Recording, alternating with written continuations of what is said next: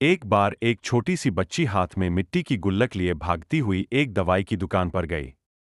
वह काफी देर तक वहां पर खड़ी रही, लेकिन दुकानदार का ध्यान उस पर नहीं गया क्योंकि वहां पर काफी भीड़ थी। उसने दुकानदार को कई बार बुलाया लेकिन दुकानदार का ध्यान उस पर नहीं गया क्योंकि वहां पर भीड़ बहुत थी। फिर इस बच्ची को गुस्सा आया और अपने मिट्टी की गुल्लक को वहीं काउंटर पर जोर से रख दिया।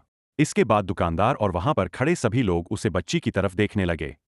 दुकानदार ने उसे बच्ची से पूछा कि बेटे आपको क्या चाहिए? तो वह बड़े ही भोलेपन से बोली, मुझे एक चमत्कार चाहिए। यह सुनकर दुकानदार को कुछ समझ में नहीं आया और ना ही वहां पर खड़े लोगों को कुछ समझ में आया। सभी उसकी तरफ देखने लगे। फिर दुकानदार ने उससे कहा कि बेटे चमत्कार तो यहां पर नहीं मिलता है। तो बच्ची को लगा कि वह उसे झूठ बोल रहा है। उसने कहा कि मेरे गुल्लक में बहुत पैसे हैं।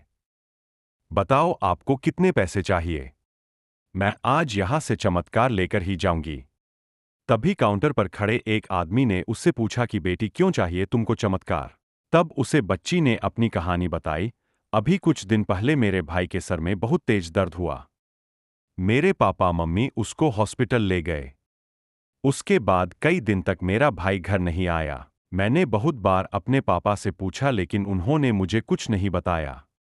वो बार बार यही बोलते रहे कि वह कल आ जाएगा, लेकिन वह अभी तक घर नहीं आया है। तभी मैंने देखा कि मम्मी रो रही थी और पापा उनसे कि हमारे बेटे के इलाज और दवाइयों के लिए जितने पैसे चाहिए उतने पैसे मेरे पास नहीं है। अब उसको कोई चमत्कार ही बचा सकता है। तब मुझे लगा कि मेरे पापा के पास अगर पैसे नहीं भी है तो क्या हुआ, मेरे पास तो है।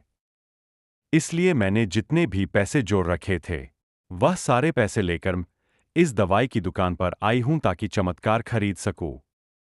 फिर उस आदमी ने बच्ची से पूछा कि कितने पैसे हैं तुम्हारे पास? यह सुनते ही बच्ची ने गुल्लक उठाई और जमीन पर पटक कर उसे फोड़ दिया और पैसे गिनने लग गई। वहां पर खड़े सभी लोग उसे देख रहे थे।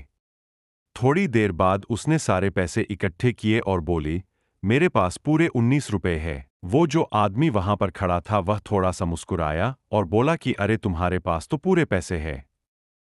इतने का ही तो आता है चमत्कार। यह सुनकर वह बच्ची बहुत खुश हो गई और बोली चलो। यह सुनकर वह बच्ची बहुत खुश हो गई और बोली चलो मैं आपको अपने पापा से मिलवाती हूं। बाद में पता लगा कि वह आदमी कोई आम आदमी नहीं था, बल्कि एक बहुत बड़ा न्यूरोसर्जन था और उसने सिर्फ 19 रुपए में उसके भाई की सर्जरी कर दी। उसका भाई कुछ दिन बाद ठीक होकर के घर वापस आ गया। फिर कुछ दिन बाद वह बच्ची, उसका भाई, उसके पापा और मम्मी चारों एक साथ बैठे हुए थे और बात कर रहे थे। तभी उसकी मम्मी ने उसके पापा से पूछा कि अब तो बता दो यह चमत्कार आपने किया कैसे? तब उन्होंने अपनी बेटी की तरफ देखकर कहा चमत्कार मैं नहीं इसने किए। तो यहाँ पर एक बहुत बड़ी सबक है जो हम उस छोटी सी बच्ची से सीख सकते हैं। जिंदगी में कभी कभी ऐसा होता है कि हमको कोई रास्ता नजर नहीं आ रहा होता है और हम लोग हिम्मत हार जाते हैं। तब हमारे अंदर एक बच्चा होता है जो कोशिश करने से कभी पीछे नहीं हटता है। वह हार मानने को तैयार ही नहीं होता है क्योंकि उसको ना शब्द समझ नहीं आता है। वह बच्चा जिसके लिए कुछ भी नामुमकिन नहीं है कि क्योंकि वह हर हाल में कोशिश करता ही रहता है। हम आशा करते हैं कि आपको यह मोटिवेशनल स्टोरीज पसंद आई होगी।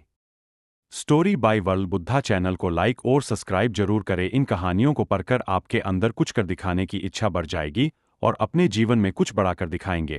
अगर आपको यह मोटिवेशनल स्टोरीज इन हिंदी पसंद आई है तो कृपया इसे अपने दोस्तों को भी शेयर करें जिनको इसकी ज्यादा जरूरत है।